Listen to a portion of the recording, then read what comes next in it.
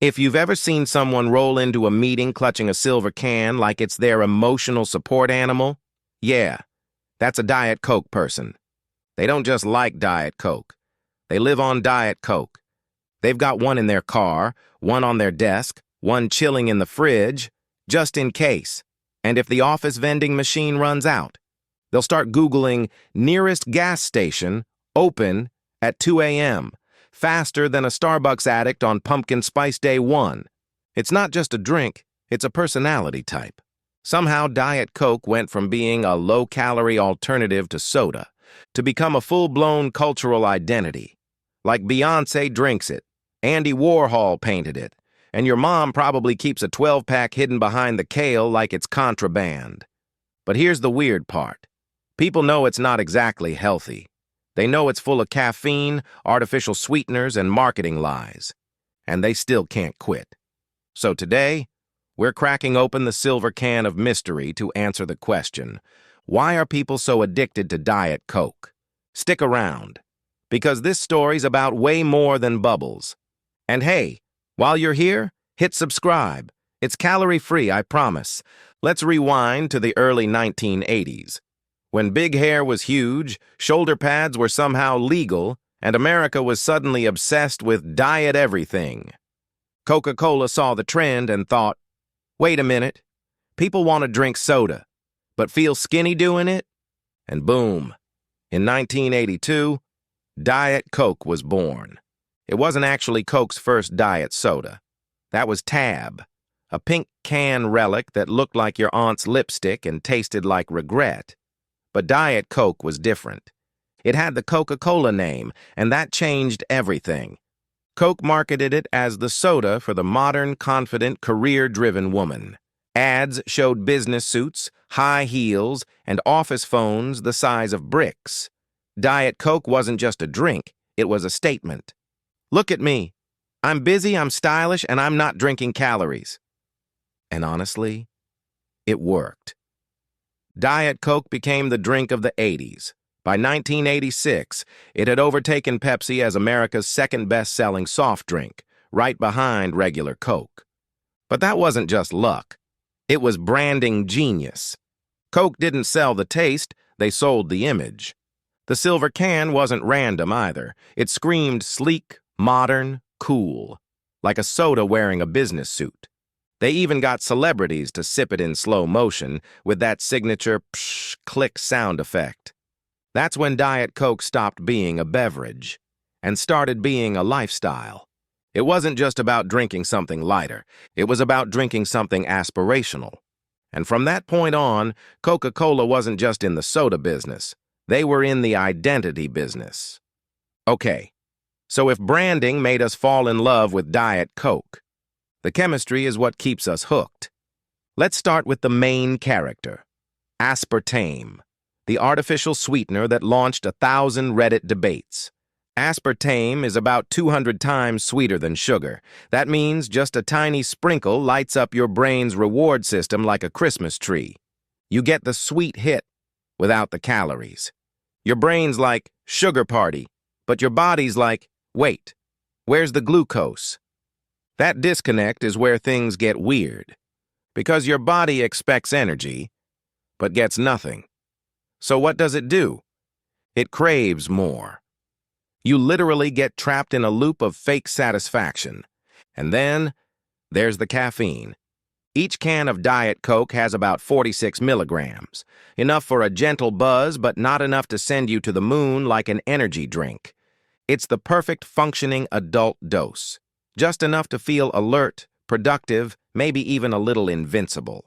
Combine that caffeine high with the fake sweet reward signal, and boom, you've got yourself a beautiful little chemical cocktail of dependence. Also, don't underestimate the fizz. That carbonation hits your tongue with a soft burn that feels refreshing, literally stimulating your trigeminal nerve, which your brain interprets as wake-up energy. And yes, your brain learns to associate that sharp fizz and silver can with productivity and pleasure, which is why Diet Coke drinkers don't just sip it, they ritualize it.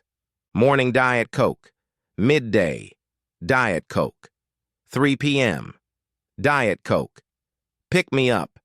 It's not a beverage anymore, it's a schedule. So yeah, chemically speaking, Diet Coke isn't just a low-calorie soda. It's a well-balanced lab experiment designed to keep you coming back. And the results? Let's just say they're habit-forming. Now let's talk about the most powerful word on that silver can. Diet.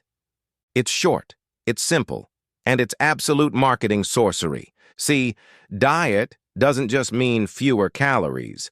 It feels like a moral choice. Like you're not just drinking soda. You're being responsible. You're making good decisions. You're balancing it out. Never mind that your lunch was 3 slices of pepperoni pizza. You grabbed a Diet Coke, so it's fine. Cosmic balance restored. That's the trap. The word diet flips a mental switch that makes us feel virtuous while still indulging. It's the same reason people order a double bacon cheeseburger with a Diet Coke. It's not irony, it's psychology. Researchers actually have a term for this: moral licensing. It means when you do something good, like choosing a low-calorie soda, your brain feels permission to do something bad right after. Basically, I earned this cookie. And Coke knows that. That's why Diet Coke isn't sold with guilt. It's sold with confidence. Watch any old commercial and you'll see it. Glamorous people sipping Diet Coke like it's self-control in a can. It's the perfect illusion. A way to feel health-conscious without actually changing anything. You get to keep your habits, your caffeine buzz, your sweet taste, and still feel like you're doing better. So while the chemistry keeps you physically hooked, the psychology keeps you emotionally invested. And that's why Diet Coke doesn't just taste like zero sugar. It tastes like justification. At some point, Diet Coke stopped being just a drink and became a personality type. You know the kind. Laptop open, hair in a messy bun, silver can next to the keyboard, probably named Courtney. She's not drinking Diet Coke. She's being Diet Coke. And that didn't happen by accident. In the 2000s and 2010s, Coke leaned hard into aesthetic marketing. The ads weren't about refreshment anymore. They were about vibe. Minimalist, sleek, monochrome silver. They made Diet Coke look like a fashion accessory that happened to fizz. And celebrities? They didn't just endorse it, they embodied it. Taylor Swift had her Diet Coke era. Kendall Jenner and Kate Moss were practically hydrated by branding. Meanwhile, Beyoncé literally held a can in a commercial like she was presenting the Holy Grail. Even Andy Warhol once said he loved Coke because the president drinks Coke, Liz Taylor drinks Coke, and you can too. That's the magic. Diet Coke doesn't say, I'm rich. It says, I'm part of the club. The silver can becomes status-neutral luxury.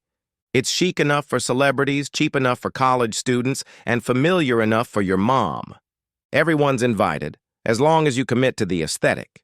Soon, it wasn't I drink Diet Coke. It was I am a Diet Coke person. It became shorthand for a lifestyle. Busy, confident, slightly unhinged, running on caffeine and determination. And the more memes we made about Diet Coke moms or girl boss fuel, the stronger the brand got. Because the ultimate marketing flex is when people do the advertising for you. Here's the wild thing. Diet Coke should have faded out years ago.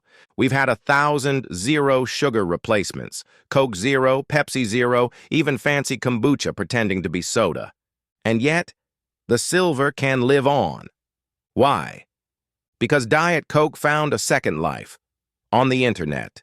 On TikTok, it's a meme, an aesthetic, and a love language all at once. There are entire accounts dedicated to Diet Coke runs, people posting their daily pilgrimage to the drive-thru like it's a spiritual ritual. You've got influencers filming what I'm ordering at McDonald's today, Diet Coke, obviously. And people tagging hashtag Diet Coke like it's a personality test. Even the sound of opening a can, pshk, triggers dopamine for fans. It's comfort. It's routine. It's main character energy in aluminum form. And yeah, maybe part of the joke is how irrational it is. Everyone knows it's basically sparkling chemical soup, and that's what makes it fun. Because Diet Coke isn't about health anymore. It's about identity, irony, and nostalgia. It's vintage, it's chaotic, it's relatable. It's not just soda. It's a whole mood board. So yeah, Diet Coke might just be the most successful paradox in a can. It's a drink that promises nothing, no sugar, no calories, and yet gives people everything: identity, ritual, and emotional comfort. Because here's the secret. It's not the soda we're addicted to. It's the feeling. The crisp pop of the tab, the hiss of carbonation, the first icy sip. It's ritual, disguised as refreshment. Diet Coke is proof that marketing isn't just about selling a product. It's about building a craving, not for taste, but for belonging. So the next time you see someone clutching their fifth can of the day, don't judge them. They're not drinking caffeine. They're drinking consistency in a chaotic world. And if you enjoyed cracking open this mystery with me, go ahead and hit subscribe. It's the only thing more addictive than Diet Coke.